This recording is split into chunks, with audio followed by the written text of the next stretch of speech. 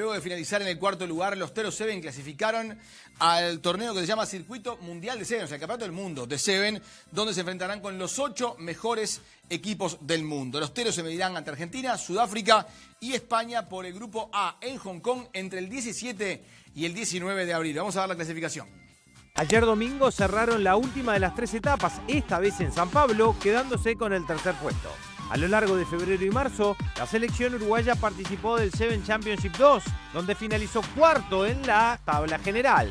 Tras obtener 2 cuartos puestos en las primeras etapas del circuito, el equipo estuvo muy cerca de consagrarse campeón en la fase final, venciendo a un duro rival como Alemania, pero cayendo ante Estados Unidos y Kenia en el último encuentro. Con estos resultados, los Teros cumplieron con el principal objetivo, clasificar a la categoría máxima del circuito de Seven Mundial, certamen al que acceden directamente los primeros 4 equipos, mientras que los últimos 2 descendieron de categoría.